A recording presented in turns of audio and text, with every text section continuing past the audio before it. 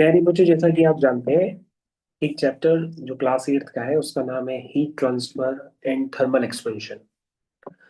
इस चैप्टर के बारे में पहले भी आपने देखा है कि भैया हीट किसी भी तरह की हो उसकी ऐसा यूनिट जूल होती है। टेम्परेचर, हीट, इन सब के बारे में आप पहले से भी जानते हैं, जो चैप्टर में काफी एक्सप्लेन्ड वे में समझाया गया है। अब बच्चों, इस चैप्टर से एग्जाम पॉइंट ऑफ की और बात करें तो उसमें से रीजनिंग के क्वेश्चंस काफी सारे बनते हैं, तो आपको रीजनिंग के क्वेश्चन मिडल से दिए जाएंगे बना के। और अगर आपको लग रहा है कि आपको उन क्वेश्चंस को करने में समय काफी लग रहा है, तो आप रीजनिंग के क्वेश्चंस की प्रैक्टिस के लिए डायरेक्टली आप अपनी बैक एक्सरसाइज के क्वेश्चंस को कंप्लीट करिए, क्योंकि ये बच्चों ये काफी कंपलसरी है। अगर आप इसको नहीं करेंगे तो कहीं ना कहीं आप एग्जाम में धोखा खा जाएंगे। इन दो पेजेस से बच्चों एग्जाम में क्वेश्चन आएंगे जिसमें कोफिशिएंट ऑफ लीनियर एक्सपेंशन लिखा हुआ है, एक्सपेंशन ऑफ डिफरेंट सॉलिड्स लिखा हुआ है।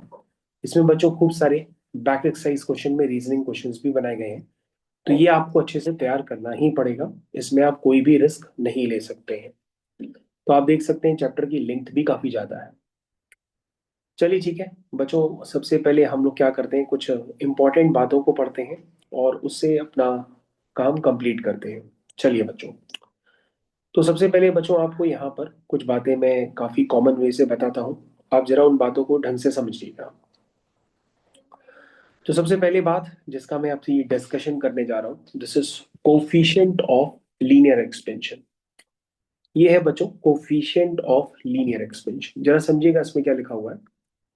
कोफिशिएंट ऑफ लीनियर एक्सपेंशन, इसको तो बेसिकली बच्चों हम लोग अल्फा से रिप्रेजेंट करते हैं। अल्फा अल्फा बच्चों अगर आपने कभी देखा नहीं है तो मैं अल्फा रिप्रेजेंट कर देता हूँ, उस तरह से अल्फा को हम रिप्रेजेंट करते हैं। तो coefficient of linear expansion of a substance is defined as the increase in length per unit of original length per degree rise in temperature। तो बच्चों ये जो उन्होंने स्टैंडर्ड अभी बताया है, इस स्टैंडर्ड को लिखने के लिए आप डायरेक्टली क्या लिख सकते हैं, डायरेक्टली इस फॉर्मूले को कवर कर सकते हैं।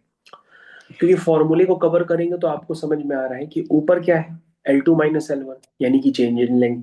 नीचे क्या है, L1 यानी कि ओरिजिनल लेंथ। फिर नीचे क्या है, T2 माइनस T1 यानी कि चेंज इन टेम्परेचर। तो ये कह रहा है कि coefficient of linear expansion alpha जो है, याद रखिएगा आप एग्जाम में coefficient of linear expansion alpha की डेफिनेशन भी नहीं लिख पाएंगे, आप जानते भले कुछ भी हो लेकिन लिख नहीं पाएंगे आप एग्जाम में। तो coefficient of linear expansion of a substance is defined as the increase in length. तो बच्चों क्या है, अल्फा क्या है, increase in length. Increase in length कैसे होता है, L2 minus L1 per unit. पर का मतलब क्या होता है बच्चों, डिवाइड, पर unit of original length and पर डिग्री राइज इन टेम्परेचर। पर डिग्री का मतलब वो भी डिवाइड में है, राइज इन टेम्परेचर मतलब change in temperature, that is T2 minus T1 for a rod of that substance. इसका मतलब बच्चों आपको ये बात, ये टर्म क्लियर हो जाना चाहिए कि alpha which is called coefficient of linear expansion of a substance is defined as the increase in length per unit original length per degree rise in temperature for a rod of that substance। इसको बच्चों हम लोग कहते हैं alpha. It is denoted by alpha. It's value depends on the material of the rod. तो ये किस पे डिपेंड करता है, रॉड का मटेरियल क्या है उस पर ये डिपेंड करता है, इसकी value. Unit of alpha, the ratio of length has no unit, क्योंकि बच्चों ऊपर भी लेंथ है नीचे भी लेंथ है, दोनों कैंसिल हो जाएंगे, सिर्फ नीचे बचेगा पर डिग्री सेंटीग्रेड। तो बच्चों therefore the unit depends on the temperature scale used। If the temperature is expressed in degree centigrade, then its SI unit is per degree centigrade।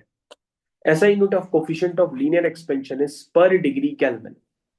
तो बच्चों आपको ये बात क्लियर होनी चाहिए कि पर डिग्री सेंटीग्रेड और पर डिग्री केल्विन ये दोनों ही यूज कर सकते हैं। वैसे बच्चों आपकी बुक में गलत लिखा हुआ है, डिग्री केल्विन तो होता ही नहीं है, डिग्री फ़ारेनहाइट होता है, लेकिन केल्विन के आगे डिग्री नहीं लगता है, लेकिन इन्होंने लिखा है तो चलो मान लो। लेकिन वैसे बड़ी क्लासेस में डिग्री केल्विन नहीं होता बच्चों, सिर्फ केल्विन होता है। बाय द वे अगर हमसे पूछा जाए कि अल्फा की यूनिट बताओ, ऐसा यूनिट, तो आप कहोगे ऐसा यूनिट में टेम्परेचर को मेजर करते हैं केल्विन में, तो इसकी यूनिट हो जाएगी पर केल्विन या केल्विन की पावर -1। और अगर ऐसा यूनिट नहीं कहता है तो बच्चों हम लोग पर डिग्री सेंटीग्रेड या सेंटीग्रेड की पावर -1 भी इसकी यूनिट लिख सकते हैं। तो बच्चों सबसे इंपॉर्टेंट ये है कि भैया आप ये समझ पाए कि आपने अल्फा को डिफाइन कैसे किया, क्योंकि आपने जिस तरह से अल्फा को डिफाइन किया उसी तरह से आपको बीटा को भी डिफाइन करेंगे। तो बच्चों बीटा कितना होगा? बीटा होगा चेंज इन एरिया पर यूनिट ऑफ ओरिजिनल एरिया पर unit of rise in temperature. ऐसे ही तो लिखोगे बच्चों। तो बच्चों अगर हमको एरिया यानी कि सुपरफिशियल एक्सपेंशन को समझना है तो हम क्या कहेंगे?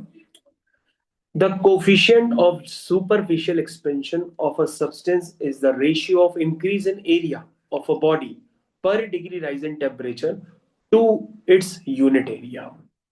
ठीक है बच्चों, ये मैंने डिफाइंड कर दिया। तो बच्चों आपको ये बातें समझनी पड़ेंगी कि भैया कि हमें इन सब की यूनिट्स वगैरह में बार बार वही यूनिट मिलेगी, जो अल्फा की यूनिट है वही बीटा की यूनिट है वही गामा की यूनिट रहे, उसमें कोई फर्क नहीं होता। लेकिन बच्चों आपको ये समझ में आना चाहिए कि भाई एग्जाम में अगर कोई न्यूमेरिकल आ जाए तो न्यूमेरिकल में जिस तरह से हम अल्फा यूज कर रहे थे उसी तरह से हम बीटा यूज करेंगे और उसी तरीके से हम गामा यूज करेंगे। बस गामा में लिख देंगे V2 - V1 upon V1 into T2 - T1। समझ गए? तो बच्चों डेफिनेशन लिखना तो आसान है क्योंकि आपने इतनी देर तक समझ गया होगा कि भाई डेफिनेशन हम कैसे लिख रहे हैं। कैसे लिखा? As the increase in length per unit of original length per degree rise in temperature. ठीक है ना? चलिए बच्चों, तो बच्चों ऐसे ही आपको कोफिशिएंट ऑफ सुपरफिशियल एक्सपेंशन और उसी से कोफिशिएंट ऑफ क्यूबिकल एक्सपेंशन, इन सभी की डेफिनेशंस को समझना पड़ेगा। भाई आप लीनियर एक्सपेंशन की डेफिनेशन समझ लीजिए। इंक्रीज इन लेंथ की जगह इंक्रीज इन एरिया कर दीजिएगा, बाकी सब कुछ पर यूनिट ऑफ ओरिजिनल लेंथ लिखा है पर यूनिट ऑफ ओरिजिनल एरिया कर लीजिएगा।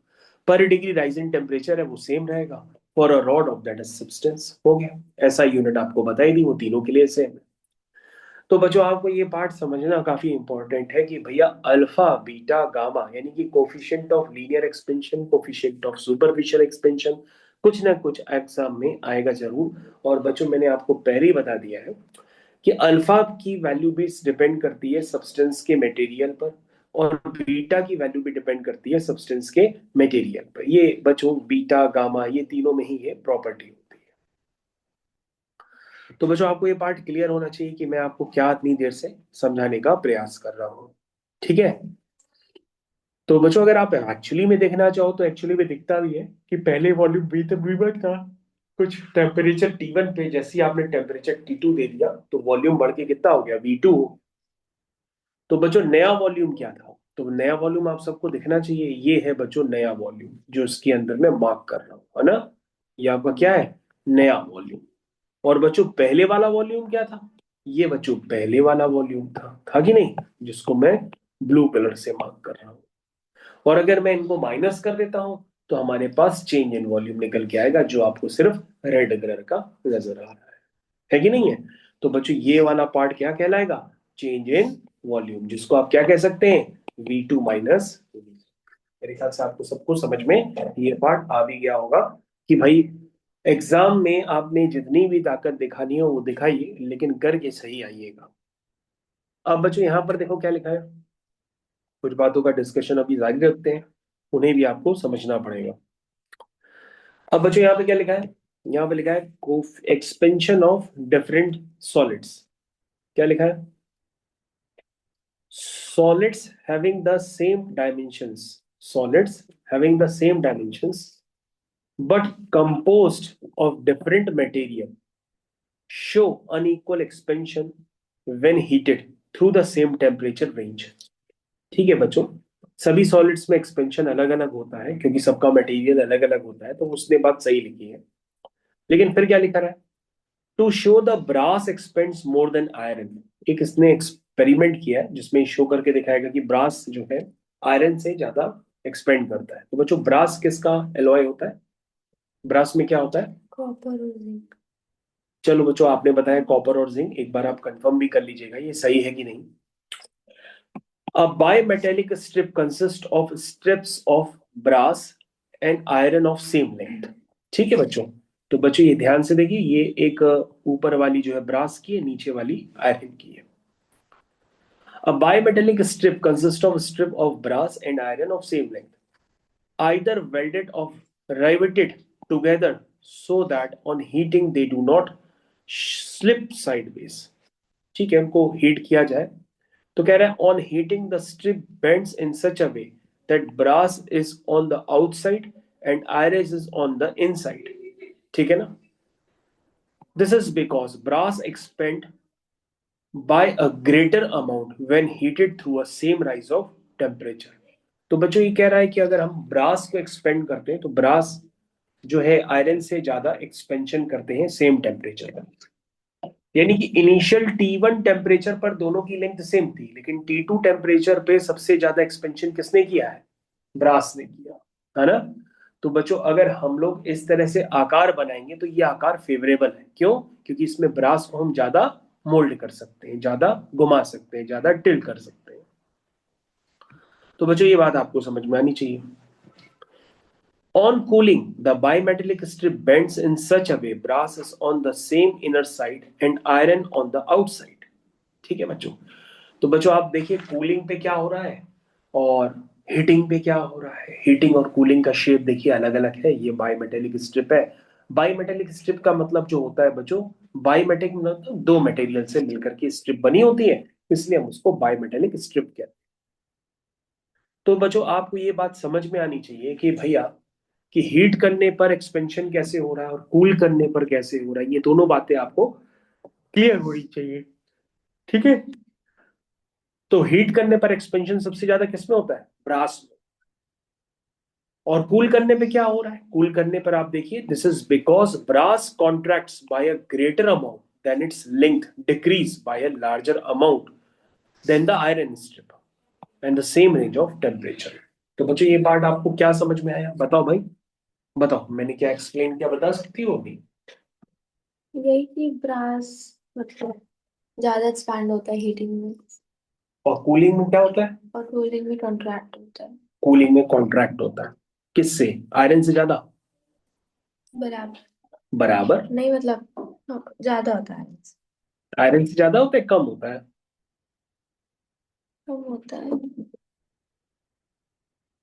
एक बार फिर से समझा। देखो बच्चे नहीं समझ पाए, देखा हमने कहा था ना आप पढ़ के भी एग्जाम में नहीं कर पाएंगे। देखिए वही निकलना, तो मैं आपको खुद दे रहा हूँ, आप पढ़िए। बच्चों फिर से आप पढ़िए क्या लिखा हुआ है।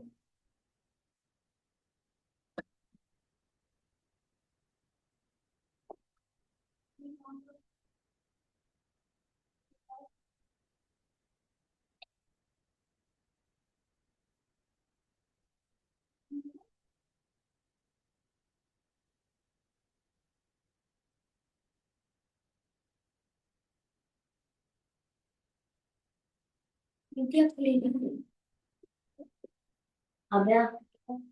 और उसको दीदी बोला वो समझिए।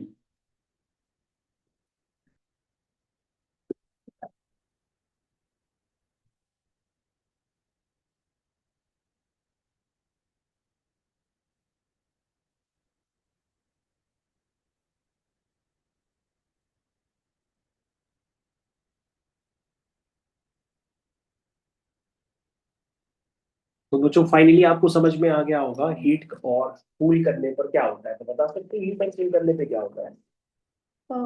जब ब्रास और आयरन को हीट किया जाता है तो ब्रास ऊपर होता है और आयरन मतलब नीचे होता है, मतलब कॉन्ट्रा मतलब ऊपर हो जाता है। और जब कूल करते हैं तो वो बेंड हो जाता है, आयरन आउटवर्ड लेयर में आ जाता है। चलो अच्छा ठीक है। चलिए बच्चों इसका डिस्कशन आप समझ तो गए होंगे। फिलहाल अभी हम लोग क्लास को यहाँ पे ओवर करते हैं, फिर इसका डिस्कशन बाद में और भी स्टार्ट करते हैं। Thank you.